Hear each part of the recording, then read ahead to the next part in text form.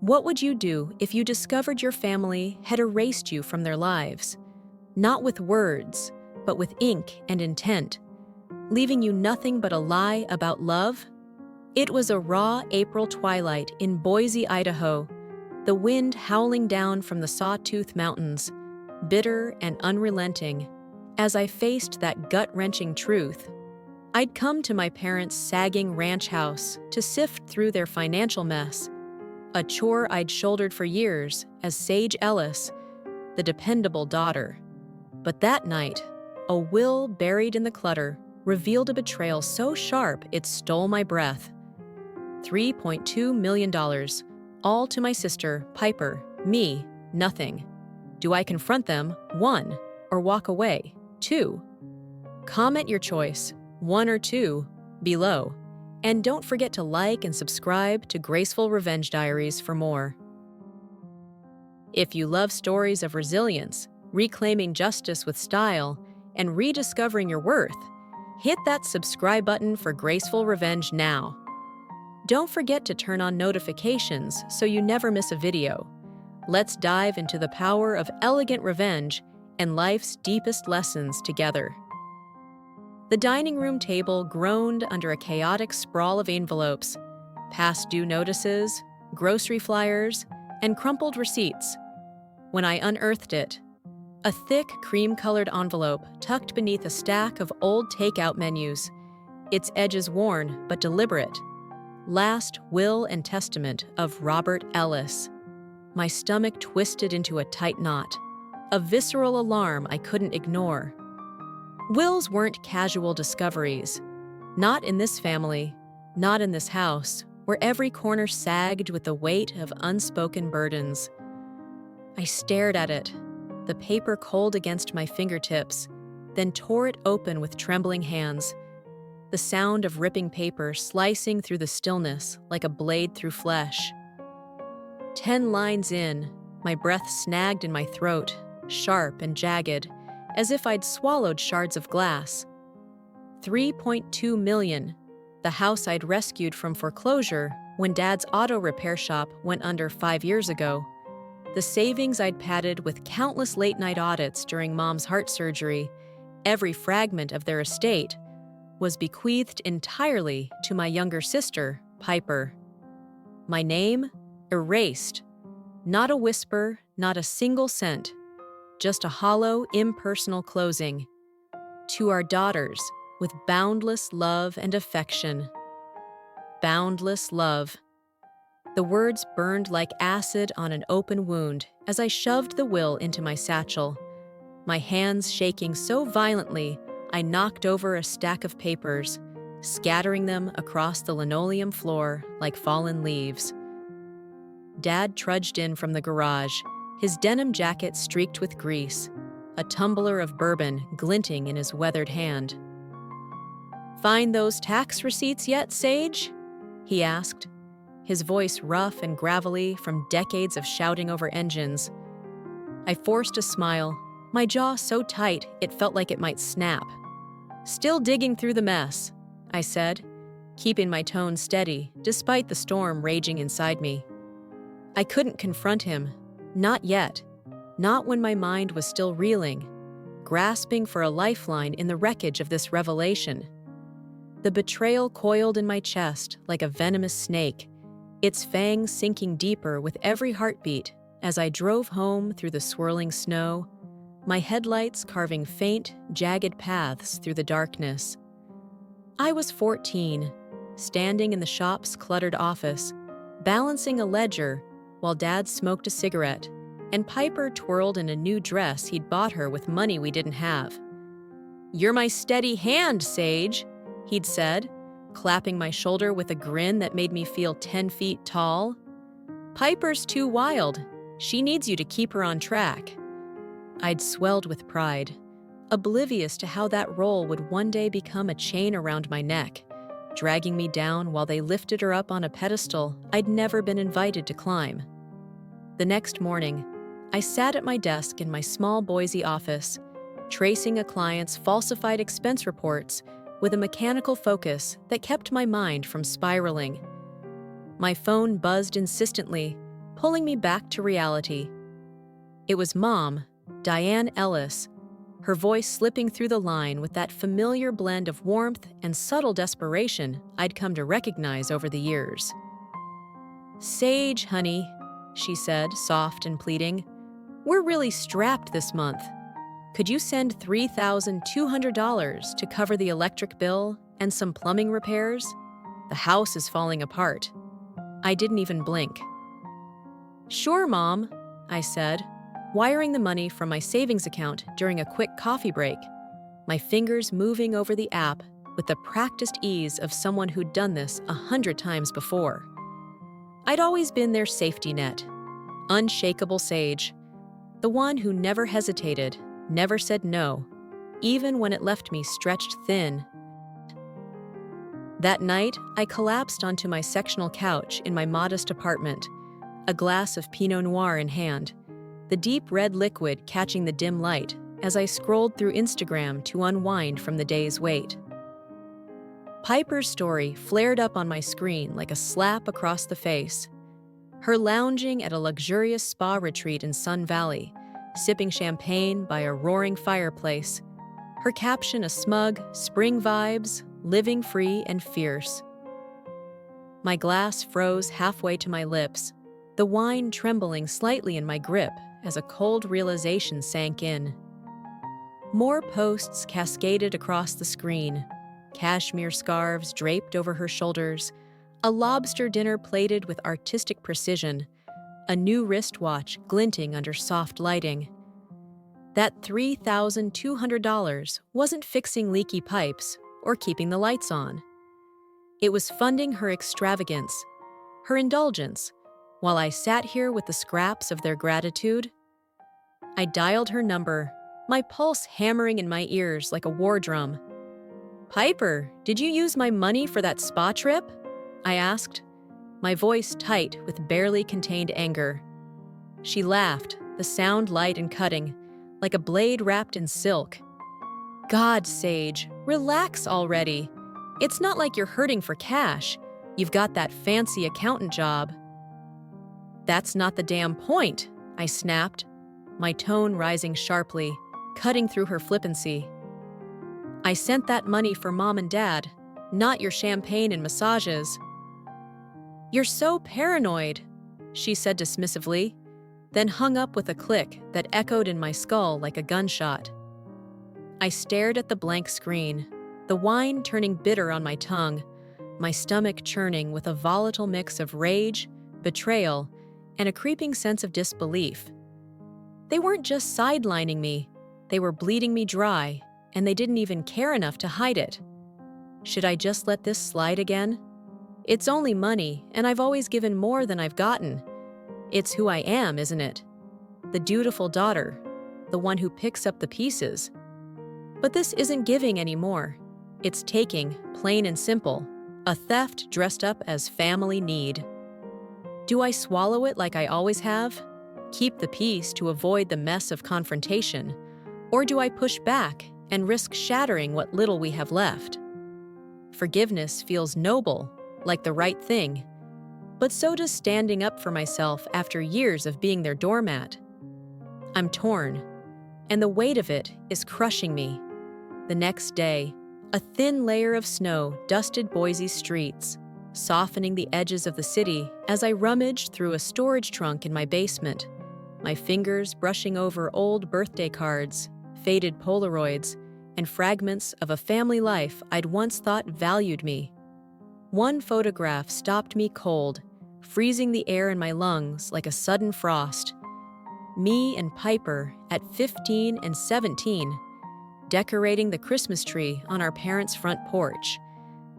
I'd spent hours untangling strings of lights, my hands sticky with sap and prickling with cold, while Piper sulked on the steps, complaining about the wind mussing her hair.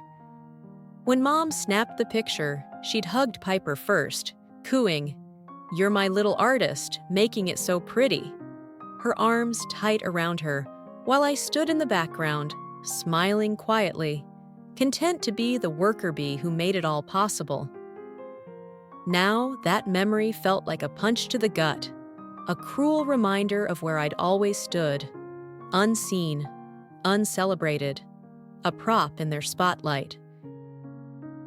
My phone buzzed on the floor beside me, pulling me out of the haze with a jarring insistence. It was Dad. "Sage, about that will you saw last night?" he said, his voice flat and rehearsed, like he'd practiced the lines in front of a mirror to get the tone just right. "Piper's had a rougher go of it than you. You're strong, always have been. You don't need the money like she does." My grip tightened on the photo, the tinsel blurring into streaks as my eyes burned with unshed tears and a rising fury I couldn't hold back. "Strong?" I spat, my voice trembling with a rage that shook me to my core. "I kept you afloat when the shop went under, Dad. I worked nights to pay your bills when you couldn't, when Mom was sick and you were drowning. I deserve something, anything, more than being erased like I don't exist." "It's not about what you deserve," he said, his tone hardening into something dismissive, almost condescending. "It's about what's needed, and Piper needs it more." I slammed the phone down, the crack of it against the wood echoing in the basement as the Christmas tree toppled in my mind, its lights flickering out one by one into a cold, dark void. Later that afternoon, my cousin Owen texted me, his message tentative but pointed, like he was stepping into a minefield. "Heard about the will from Mom. Aunt Diane said you're fine on your own. Piper's the one who needs saving. Always has been."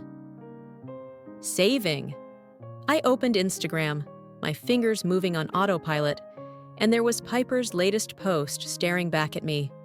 Her posing with a pair of new leather boots, captioned, "Stepping into luxury, 1 foot at a time." The lie seared through me like a wildfire, scorching away the last threads of doubt that had kept me tethered to their excuses. She didn't need saving. She needed a mirror to see the spoiled, selfish person she'd become, the one they'd enabled while I carried the weight of their survival.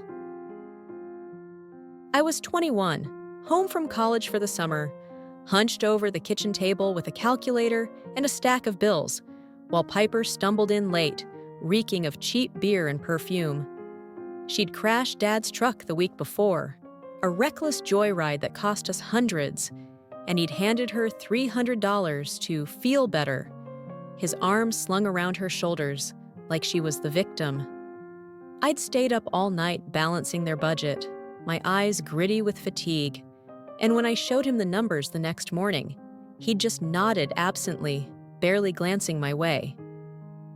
"She's sensitive," he'd said, as if that explained everything, as if her fragility excused her, while my resilience made me invisible. I'd swallowed my exhaustion, my resentment, telling myself it was fine, that it was my job to hold us together. Now I saw it clearly. Sensitive was their shield for her, a justification for coddling her while I was left to shoulder the load alone, unthanked and unnoticed. 10 nights later, I sat on my couch in the dim glow of my living room, scrolling through X to distract myself from the gnawing ache in my chest that refused to fade. Piper's post hit me like a sledgehammer to the ribs, stopping my breath mid-inhale. A throwback photo of her and Dad standing by the Boise River, their arms locked together, her head resting on his shoulder, captioned, "My hero, forever and always." The image was soft-focused, nostalgic, a perfect slice of sentiment, until I noticed the frame. The left edge was jagged, a shadow awkwardly severed, a piece missing that didn't fit her curated narrative. I knew that shot like I knew my own heartbeat, and the realization sent a shiver down my spine. I yanked my laptop from the coffee table, my hands trembling as I plugged in an external drive and dug into my archived photo folders, my breath shallow and uneven. There it was, dated June 2023. Me, Dad, and Piper by the river, laughing as the late afternoon sun dipped low, casting golden streaks across the water's surface. I'd been on his right, my hair whipping in the wind, my smile wide and unguarded, a rare moment of joy captured in pixels. In her version, I was gone, cropped out, erased, reduced to a ghost in their story, a shadow they'd snipped away to perfect their tableau. My chest burned, the heat rising to my throat like I'd swallowed a fistful of embers, the pain so visceral I could feel it searing my lungs. I drove to their house, the snow crunching under my boots as I pounded on the door with a force that rattled the frame, my knuckles stinging from the cold and the impact. Piper answered, her smirk sharp and unyielding, like she'd been waiting for me to show up just so she could twist the knife. "What's your problem now, Sage?" she drawled, leaning against the doorway with a casual arrogance that made my blood boil. I thrust my phone at her, the original photo glowing on the screen like a beacon of truth, undeniable and raw. "You cut me out," I said, my voice low and dangerous, each word a blade honed by years of quiet endurance. Her smirk faltered for a split second, a flicker of unease breaking through her mask, then hardened into defiance. "It's just a stupid picture. Chill out already. It's not a big deal." "No," I shot back, stepping closer until she flinched, her bravado cracking under my gaze. "It's my life, Piper. You don't get to erase me from it like I'm nothing." Dad loomed behind her, his face dark with irritation, his bourbon breath wafting into the cold air. "Go home, Sage. You're blowing this way out of proportion. Stop stirring shit up." I turned and left, my tires screeching against the icy pavement as I sped away, the rage inside me simmering like a pot about to boil over, threatening to spill out and consume everything in its path. Do I call her out publicly for this? It's just a photo, a petty thing to fight over, but it's a symbol, a glaring neon sign that they're rewriting me out of everything that matters. Forgiveness would keep the peace. Let me stay the good daughter they expect me to be, the one who smiles and takes it. But fighting back means breaking us apart, forcing them to see me for once, to acknowledge I exist beyond their convenience. Is it worth the fallout, the screaming, the tears, the inevitable fracture? What's the price of staying invisible versus being hated for demanding my place? The next afternoon, my phone buzzed with a notification that stopped my heart mid-beat. $6,800 debited from account ending in 9271. I fumbled to open my banking app, my fingers clumsy with dread, and there it was. A transfer to Mountain Elegance Events, a high-end venue in downtown Boise, known for lavish weddings and over-the-top galas. The account? A joint one I'd set up with Mom years ago, back when I'd paid her hospital bills during her recovery.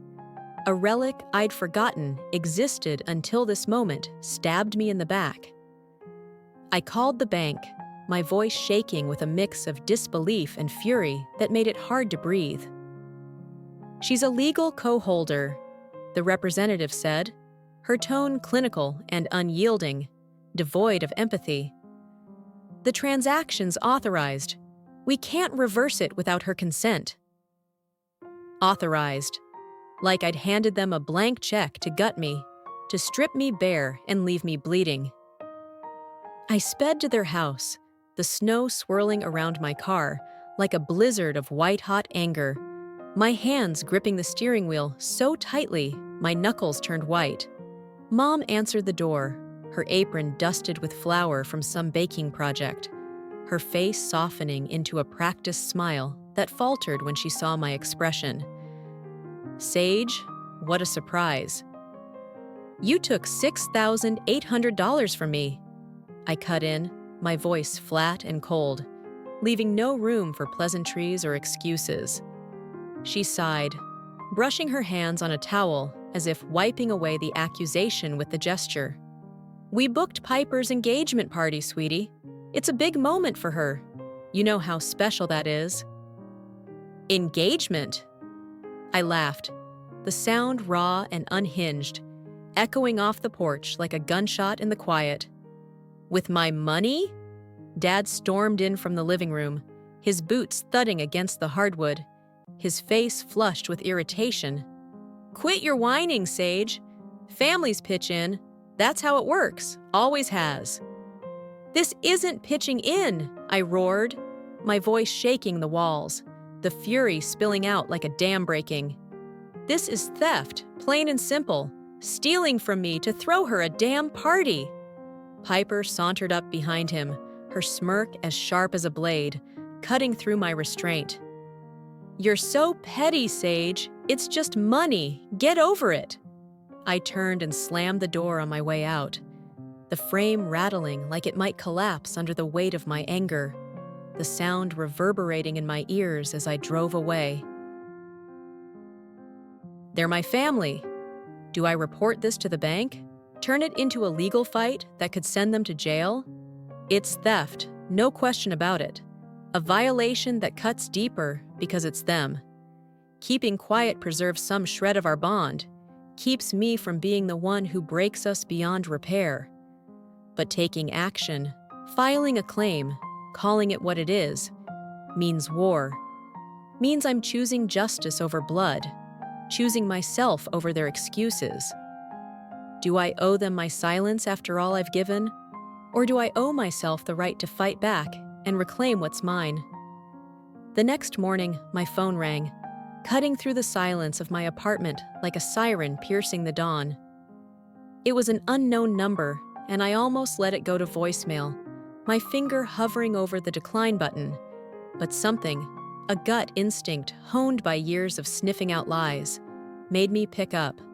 "This is Tara from Experian Fraud Services," the voice said, calm but firm, a professional edge that set my nerves on high alert.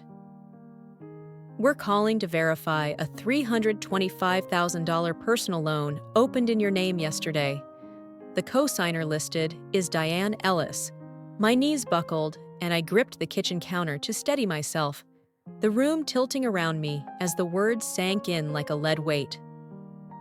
"I didn't sign anything," I stammered, my voice barely audible over the pounding in my ears, the panic rising like bile. "The application uses your social security number and an old address tied to your name," she said, her tone measured but carrying a hint of sympathy. "Since it involves a family member, this could take time to resolve. Fraud cases like this get complicated fast." Complicated. The word hung in the air like a guillotine blade poised to drop. I called Mom immediately, the rage clawing up my throat like a wild animal breaking free from its cage. "You forged my name on a loan," I said, my voice steady despite the storm raging inside, each word a hammer strike. She didn't even flinch, her calm unshaken. "We needed it, Sage," she replied, her tone as cold and unyielding as the snow piling up outside my window.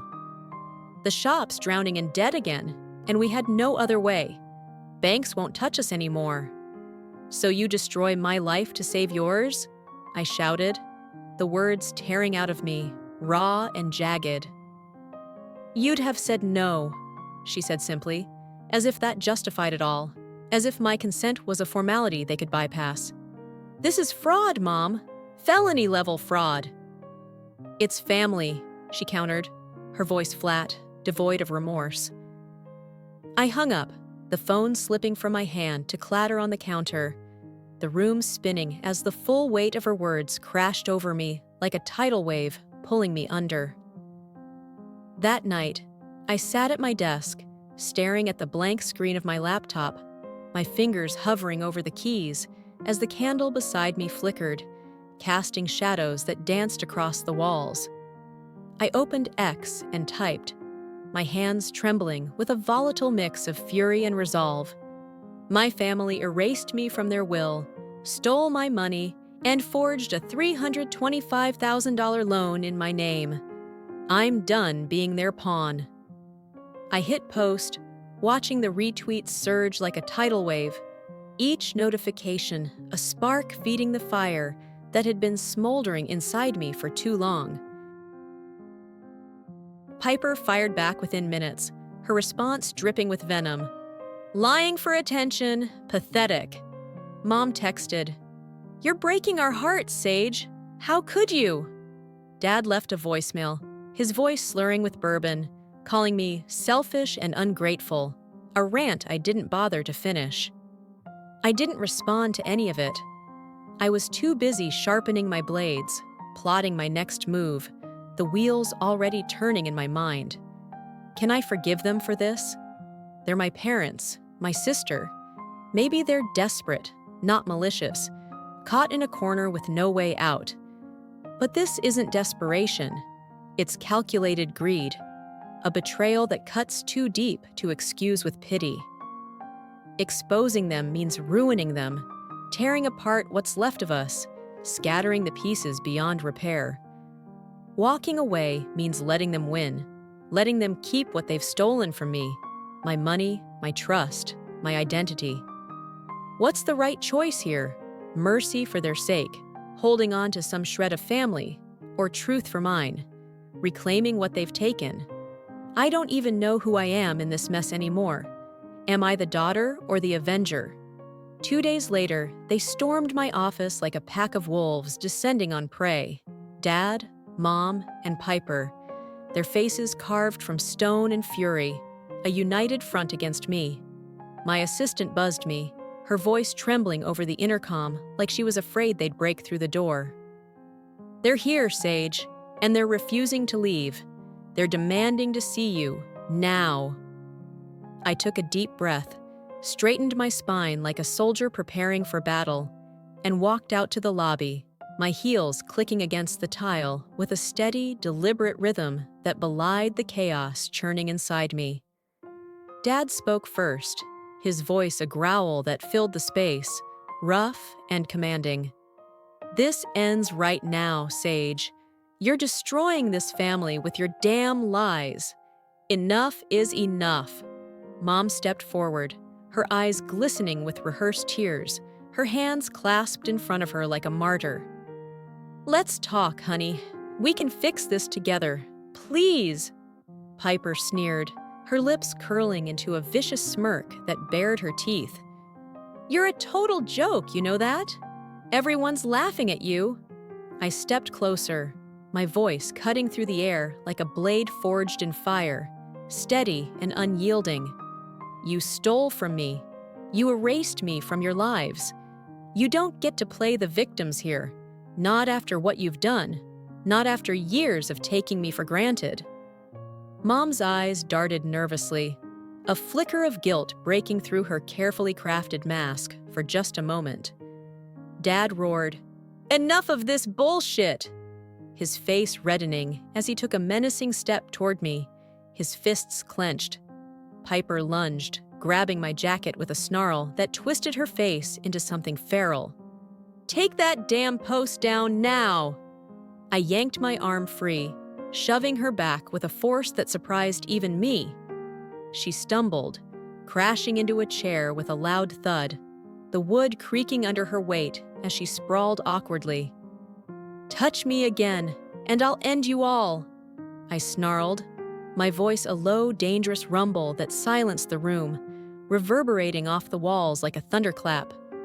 They froze, their eyes wide with shock, Dad mid-step, Mom mid-sob, Piper sprawled on the floor, and I turned on my heel, striding back to my office as their shouts echoed behind me, bouncing off the glass walls like ricocheting bullets, useless against the armor I'd built.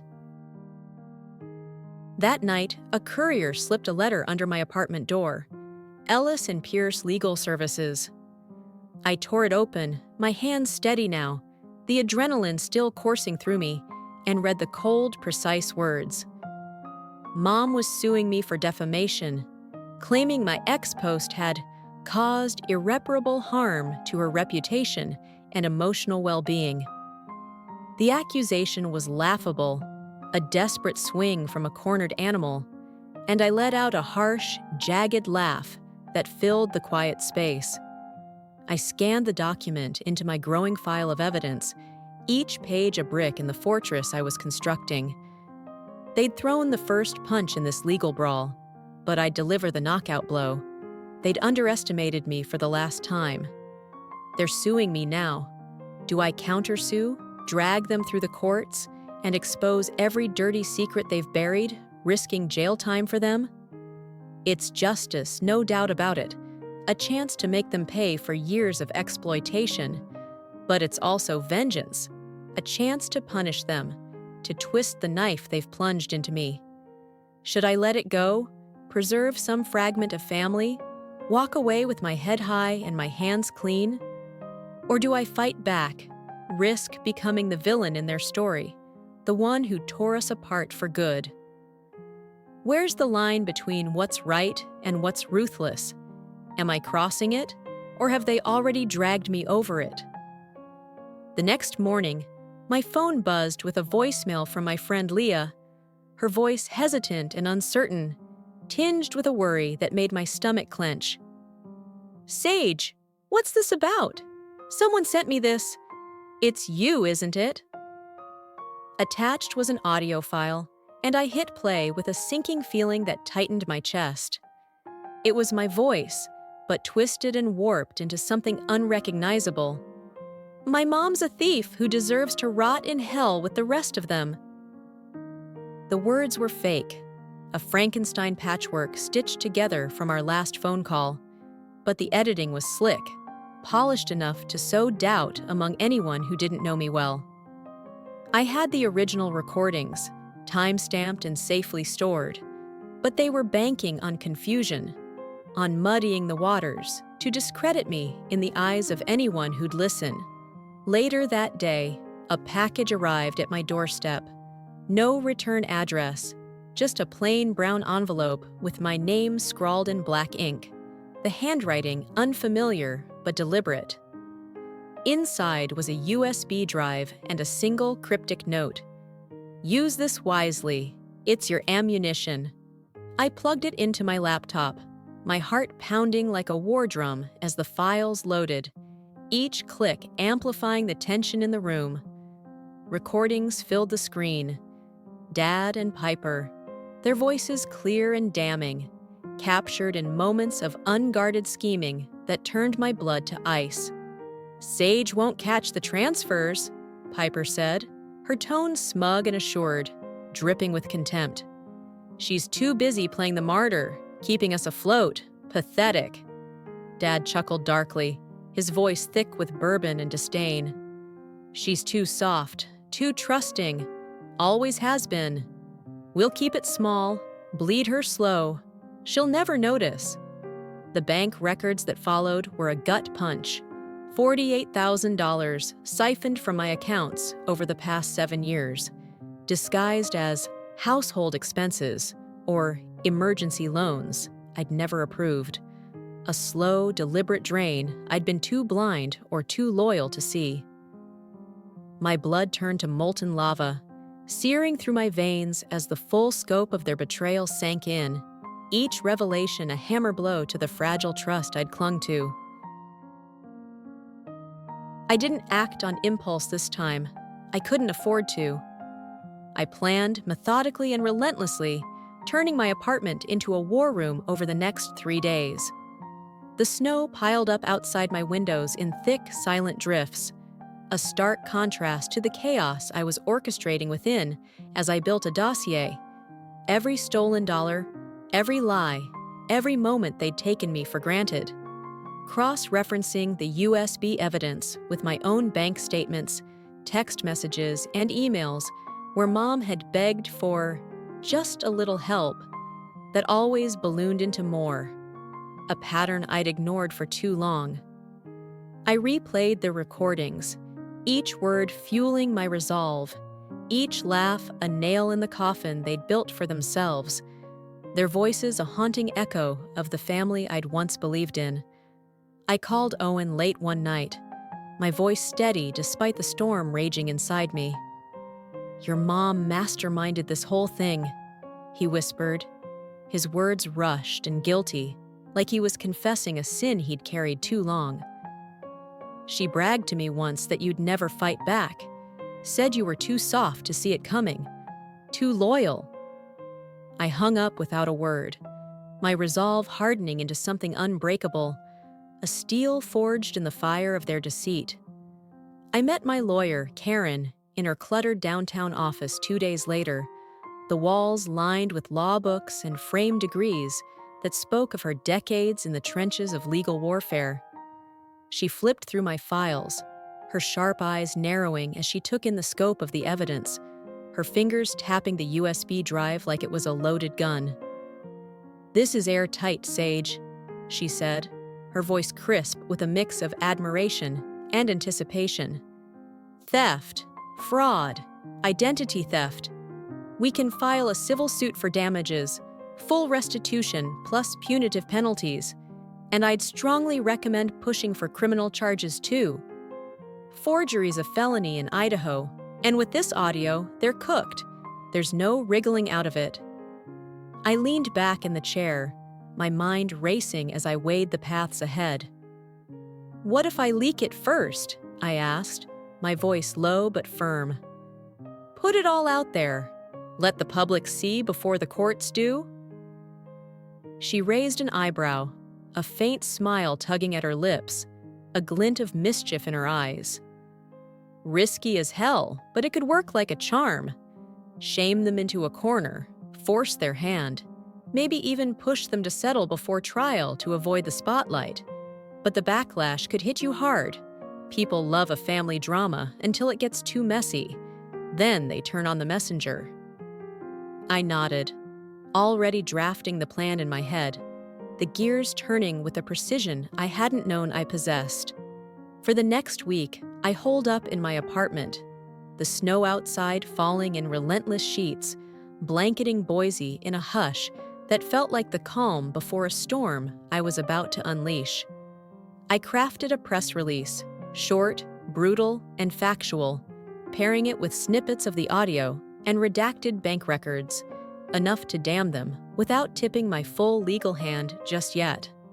I debated my options late into the night, the candlelight flickering across my desk, as I weighed the diverging paths ahead, each one a gamble with its own stakes. A quiet lawsuit would be clean, controlled, a surgical strike that kept my hands relatively unbloodied, but it wouldn't hit them where it hurt most. Their pride, their image, the small-town respectability they'd cultivated like a fragile flower. A public expose would shred them, turn their reputation to ash in the court of public opinion. But it risked painting me as the vengeful daughter, the one who broke the family for good, inviting a wave of judgment I might not weather. I chose both: public shame to wound them where it stung, legal action to bury them where it stuck. I emailed the release to a local journalist I trusted, a woman named Claire who'd covered financial scandals before and owed me a favor from a case I'd helped her crack years ago. I filed the fraud report with the state the next morning, detailing the loan and the transfers, and prepared the civil suit with Karen, each step a brick in the wall I was building around them, a fortress of truth they couldn't escape. Vengeance feels so damn good right now, a rush I can't deny. But is it right? Or am I letting it twist me into something I won't recognize? I could forgive them, let them slink away with their tails between their legs. Maybe that's the bigger person I should strive to be, the one who rises above their pettiness. But they don't want forgiveness. They want absolution without accountability, a free pass to keep using me. Exposing them like this, dragging them through the mud. It's justice, sure, a reckoning for every time they took me for granted. But it's also cruel, a chance to punish them with a ferocity that scares me. Walking away would keep my hands clean, let me move on untainted by their mess. But they'd never pay, never learn, never face the consequences of what they've done. What's my soul worth? Peace or retribution? I'm teetering on the edge of this abyss, and I don't know which way I'll fall, or if I'll like who I see when I land.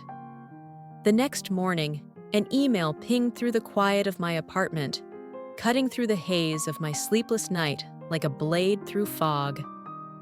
Subject: Ellis Estate Discrepancies. It was from Martin Pierce, our family attorney, a grizzled man who'd known us since I was a kid, running around his office with crayons, his gray hair and steady hands a fixture in my childhood memories. "Sage, the latest will's suspect as hell," he wrote, his tone clipped and urgent. "Review these files and call me. We need to talk." Attached were 2 scans. The first, dated 3 years ago, split the estate 3 ways: me, Piper, and a local animal rescue I'd volunteered at as a teen. The second, signed during Dad's bout with a raging flu last October, handed everything to Piper in a single sweeping stroke. The signature was shaky, uneven, the loops of Dad's familiar scrawl distorted into something frail and uncertain, and the notary stamp was smudged, suspiciously generic. No county seal, no official watermark, nothing to legitimize it as anything but a sham. I met Martin at a diner downtown later that day, the snow outside tapping the windows like impatient fingers, drumming a warning, the sound a faint echo of my racing pulse. He slid a cup of black coffee across the table, his face lined with a mix of concern and exhaustion, his eyes searching mine for a reaction. "This stinks of fraud, Sage," he said, keeping his voice low, mindful of the handful of other patrons scattered around us. "No spousal consent from Diane, which violates Idaho's joint property laws. Straight up illegal. And that signature? Robert could barely hold a pen when he was that sick, let alone sign a legal document with intent. Off the record, I'd bet my license someone pressured him when he was out of it. Delirious, maybe even drugged." I sipped the coffee, the heat doing nothing to thaw the ice that had settled in my chest, a cold certainty taking root. "What happens now?" I asked, my voice steady despite the weight of his words pressing down on me. "The state's already digging into it," he said, leaning back with a sigh. "Someone sent an anonymous tip to the legal review board. Probably not you, I'd guess, but it's moving fast. They'll want to talk to you soon." I didn't care who'd cracked the door open, whether it was a disgruntled notary or a nosy neighbor. The truth was spilling out like blood from a wound, and I was ready to kick it wide open. That night, I stormed their house, the USB drive and will copies clutched in my hands like loaded weapons, my breath visible in the frigid air as I approached. Dad answered, his face pale and drawn, his eyes bloodshot from too much bourbon or too little sleep, his broad frame blocking the doorway like a barricade. "Get out, Sage," he growled, his voice rough with a mix of exhaustion and defiance. I held up the drive, my voice cutting through the tension like a razor, sharp and unyielding. "This proves you stole $48,000 from me over 7 years. Small, steady bleeds you thought I'd never notice because I was too busy saving you. And this," I waved the will in his face, the paper trembling slightly in my grip, "proves you forged it while you were half dead with fever, too sick to know what you were signing. Explain it to me, Dad. Explain how you justify this." Piper charged from the living room, her eyes wild with panic, her hair disheveled like she'd been pacing. "Give me that, you bitch!" she screamed, lunging for the drive with a desperation that twisted her features into something feral. I sidestepped, grabbing her wrist and twisting until she yelped in pain, then shoved her back. She crashed into the coffee table, scattering coasters and an empty bourbon bottle with a clatter that rang through the house. Mom emerged from the kitchen, her hands wringing a dish towel, her voice rising into a wail that grated against my nerves. "You're a monster, Sage! How could you do this to us, your own family?" "No," I said, my voice a low, dangerous hum that silenced them all, a sound that carried the weight of every unspoken hurt I'd buried. "You built this hell with your own hands. Now live in it." I turned and left, their curses ringing in the snowy night like a chorus of the damned, their panic a symphony I'd composed with every step I'd taken toward this moment. I was 28, sitting at their kitchen table, paying their overdue mortgage with my savings, while Piper blew her latest paycheck on a weekend in Vegas, coming home with stories of slot machines and sunburns. Mom hugged her when she stumbled through the door, hungover and giggling, whispering, "You deserve a break, sweetie. You work so hard." Her voice dripping with a tenderness I'd rarely felt. I'd stayed up all night balancing their books, my eyes gritty with fatigue, my fingers cramped from the calculator, and when I showed them the numbers the next morning, Dad just grunted, his attention already drifting to Piper's laughter. "She's sensitive," he'd said, as if that excused her while I carried the weight of their survival alone. Now I saw the truth. They'd chosen her comfort over my sacrifice, every single time, a pattern etched into the foundation of our family like a crack I'd been too blind to see. The next day, Piper took to X with a vengeance, her post dripping with venom and self-righteousness. "When your sister chooses greed over love, pray for her soul. She's lost it." The hate poured in like a flood. Neighbors I'd known since childhood, co-workers I'd shared lunches and small talk with, strangers who didn't know me from a hole in the wall, but felt entitled to judge. Comments piled up like debris after a storm, each one a barb that stung but couldn't pierce the armor I'd built. Ungrateful brat. "How dare you turn on your own family?" "Disgusting. Hope you're happy now." My phone buzzed incessantly with texts, some sympathetic, a few from old friends begging me to think about what I was doing, most accusatory and venomous, a chorus of voices trying to drown me out. But I had the upper hand now, and I wasn't about to let it slip through my fingers, not after everything they'd taken. I uploaded the audio files and bank records to X, each clip time-stamped and paired with redacted evidence, my caption simple and brutal, a stake through the heart of their lies. They stole from me for 7 years. They lied to me my whole life. They're done. The response was immediate and seismic. Retweets surged into the tens of thousands within hours. The hashtag number #EllisFraud trending across Boise and beyond by nightfall. A wildfire I'd ignited that spread faster than I'd imagined. Their defenders went silent, their accusations drowned in the flood of irrefutable proof, the tide turning as strangers and locals alike began to dissect the evidence, their outrage shifting from me to them. I watched the numbers climb from my apartment, the snow outside falling in slow, heavy flakes, a stark contrast to the firestorm I'd unleashed online. Each retweet a spark feeding the blaze. The journalist I'd tipped, Claire, ran the story the next morning, the headline screaming across local news. "Boise family accused of fraud and theft by own daughter. Shocking evidence revealed." The shame was public now, their small-town image reduced to ashes in a matter of hours, a reckoning they couldn't outrun. A week later, the state moved in like a battering ram, their response swift and merciless. The house was seized pending a fraud investigation, the locks changed overnight by court order, the windows dark and lifeless, a tomb for the life they'd built on my back.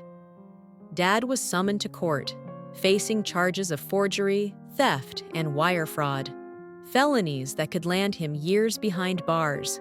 His plea deal negotiations already faltering under the weight of the evidence. Mom disappeared. No calls, no texts, just a void where her excuses used to live. Rumors swirling through Owen that she'd fled to her sister's place in Utah, leaving behind the wreckage she'd helped create. Piper called me late one night, her voice ragged with sobs that sounded more performative than genuine, a last-ditch effort to manipulate me. "Stop this, Sage. You've won, okay? You've ruined us. Everything's gone. Please, just stop." I let her cry for a moment, the sound hollow in my ear, a faint echo of the sister I'd once loved.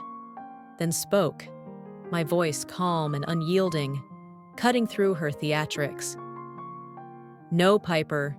You ruined yourselves the moment you thought I'd stay silent forever. I just lit the match. You built the pyre with every lie you told." I hung up, poured a glass of bourbon, and stood by my fireplace, watching the flames flicker and dance, their warmth a stark contrast to the cold emptiness I felt toward them. I wasn't their shadow anymore. I was the blaze they couldn't extinguish, the fire they'd fed with their own hands. I've won, but at what cost? Forgiveness could have patched us up, maybe even healed something. There's a part of me that still remembers the good days, the laughter over burnt pancakes, the hugs that felt real once. But they don't deserve it, not after this. Not after years of using me like a tool they could discard when it suited them. Exposing them like this, crushing them publicly. It's justice, no doubt, a reckoning for every time they took me for granted. But it's also vengeance, a chance to make them feel the weight I've carried alone for so long. Should I have walked away instead? Left them to rot in their own mess without dirtying my hands with this fire? I chose truth, chose myself for once over their narrative. Was it enough? Or did I just trade one kind of pain for another? A victory that feels like ashes in my mouth? The days that followed were a whirlwind of legal filings and quiet, bitter victories that left me hollow despite their weight. Karen took the evidence and ran with it, filing a civil suit against Mom and Dad for the stolen $48,000, tacking on the forged loan as a separate claim for punitive damages, hundreds of thousands more they'd never be able to pay, a financial noose tightening around their necks. She pushed the criminal angle too, coordinating with the state prosecutor, who added charges of identity theft to Dad's growing list of woes, each count another nail in the coffin of his freedom. The investigation widened, pulling in bank employees who'd rubber-stamped the suspicious transfers without a second glance, their negligence now under scrutiny as accomplices to the fraud. I didn't gloat. I didn't have the energy for it, the fire inside me burning low. But I felt a grim satisfaction as the pieces fell into place, each one a brick in the wall I'd built to bury them, a tomb for the family I'd once known. Piper's social media went dark after her tearful call, her accounts locked or deleted overnight, her smug posts vanishing like smoke in the wind, leaving no trace of the life she'd flaunted at my expense. Owen texted me a week later, his words clipped and heavy with guilt. "Piper's in Portland now, crashing with a friend. She's a wreck, won't talk to anyone, just sits there crying. It's bad, Sage." I didn't reply, the message sitting unread in my inbox like a weight I wasn't ready to lift. Dad's court date loomed, his lawyer scrambling to cut a plea deal, but the evidence was a noose. Audio recordings, bank records, timestamps, all weaving a story of deliberate, years-long deceit that no amount of legal wrangling could unravel. Mom surfaced briefly, leaving a voicemail I listened to once before deleting, her voice cracking with a desperation that rang hollow. "Sage, we didn't mean for it to go this far. Please, let's talk. I'm begging you, don't do this." I erased it, the silence that followed heavier than her words, a void I had no intention of filling with reconciliation. The house on the edge of Boise sat empty now, a for sale sign staked in the yard by the state, its windows reflecting the gray sky like dead, unseeing eyes. a husk of the life I'd once known there. I drove by one evening, not out of nostalgia, but a need to see it for myself, to mark the end of something I couldn't name, a ritual of closure I hadn't planned but couldn't avoid. The porch light was off, the driveway empty, the faded paint peeling away like the layers of their lies. I didn't feel sadness or longing, just a blank space where the past used to live, a void I wasn't sure how to fill, or if I even wanted to. They'd tried to bury me in silence, to erase me from their story with every transfer, every cropped photo, every forged signature. But I'd clawed my way out with the truth, and that truth roared louder than their lies ever could. A sound they couldn't silence, no matter how hard they tried. 3 weeks later, Boise's snow melted into muddy rivulets, the air softening with the first tentative breaths of spring, a quiet renewal that crept in despite the wreckage left behind. I didn't follow the court proceedings blow by blow. Karen sent me concise updates via email, each one a footnote to the end. Dad took a plea deal, 8 months in jail and full restitution, a sentence that stripped him of everything but his pride. Mom settled out of court, her savings wiped to cover half the loan, leaving her with nothing but a hollowed-out life. Piper stayed gone, a ghost in the wreckage of their collapse, her whereabouts a whisper I didn't chase. No apologies came, no tearful reconciliations played out like a movie scene, just a silence that settled over everything like dust after a storm, thick and final. I walked to a coffee shop downtown one morning, the sun breaking through the clouds in thin golden streaks that warmed my face, a small mercy after weeks of cold. I ordered a latte and sat by the window, watching the city stir to life, people with briefcases hurrying to work, kids on scooters weaving through the sidewalks, life moving forward without pause or apology, indifferent to the war I'd fought. I pulled out my laptop and opened my old blog, a relic from college days when I dreamed of writing something raw and real, a space I'd abandoned until now. I titled the post, "They tried to erase me, but I wrote myself back into existence," my fingers hovering over the keys for a moment before the words began to spill out. I wrote for hours, the words pouring out like water from a broken dam, filling the page with a story I hadn't fully understood until this moment. I wrote about the will, the theft, the loan, every wound they'd inflicted with surgical precision. But I didn't stop there.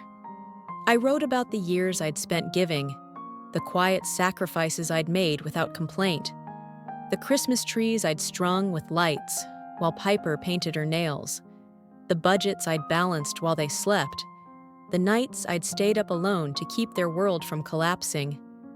I wrote about the moments I'd been their backbone, their safety net, while they built a pedestal for Piper, showering her with praise I'd never tasted. And I wrote about the moment I stopped, the moment I chose myself over their narrative, the moment I lit the match and watched their lies burn to ash, leaving me standing in the glow of my own truth.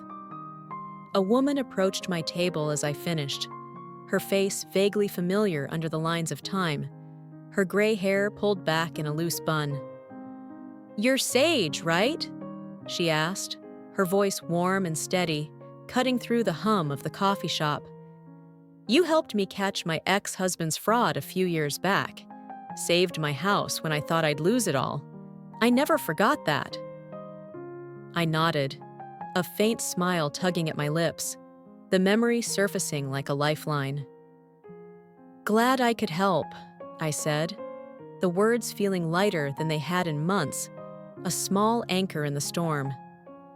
She smiled back, her eyes crinkling with a quiet strength. "You're tougher than you look, you know that? Keep fighting. You've got more in you than they ever saw." She left, and I sat there, the latte cooling beside me, feeling something unfamiliar settle in my chest. not pride or triumph, but a quiet, steady peace I hadn't known I could claim, a stillness that felt like home. That night, I found a small envelope in my mailbox. No return address, just my name scrawled in Owen's messy handwriting. The ink smudged like he'd hesitated before sending it. Inside was a single line. "I should have stood up for you back then. I'm sorry, I was wrong." I didn't text him back, didn't forward it to anyone or frame it as some grand gesture. I folded it carefully and tucked it into a drawer, not to forgive or forget, but to mark the moment, a silent acknowledgement that meant more than any apology could, a quiet nod to the past I was leaving behind. It wasn't absolution, but it was enough to close a chapter I'd carried too long, a weight I could finally set down. I lit a candle and stood by my window, the city lights pulsing below in a quiet, steady rhythm that matched my breathing, a heartbeat I'd reclaimed. The snow was gone, the air crisp and new, carrying the faint scent of blooming sagebrush from the hills, a namesake I'd earned in ways they'd never understand. I was Sage Ellis, unbroken, unbowed, and finally free. They'd tried to define me by what I gave, how quiet I stayed, how little I asked for, but I'd walked away with my dignity intact, my voice reclaimed from the ashes of their betrayal. I didn't need their love anymore. I'd found my own, and it was enough. Standing by my window that night, the city lights of Boise pulsing below like a heartbeat I'd fought to reclaim, I realized freedom wasn't the absence of their chains. It was the strength to break them and still stand whole. The snow had melted, the air thick with the scent of sagebrush blooming in the hills, a quiet testament to a resilience I'd earned through fire. I wasn't the daughter they'd shaped me to be, defined by sacrifice and silence. I was the woman who'd found her voice in the ashes, who'd learned that love doesn't demand erasure, it lifts you up. They'd tried to bury me, but I'd risen, not with their approval, but with my own, a truth sharper than any betrayal they could wield. There's a moral in this wreckage. Family isn't a debt you owe, it's a bond you build, and when it's built on theft, it's no bond at all. I didn't need their apologies to heal, didn't need their regret to move forward. What about you? Have you ever faced a betrayal that forced you to choose? Forgive and fade, or fight and rise? Share your story in the comments. How did you find your voice, or are you still searching? Your experiences matter here, and I'd love to hear them. If this journey struck a chord, hit that subscribe button, share it with someone who needs to hear it, and join me for the next chapter on Graceful Revenge. The fire's just getting started. See you in the next video. See you in the Graceful Revenge.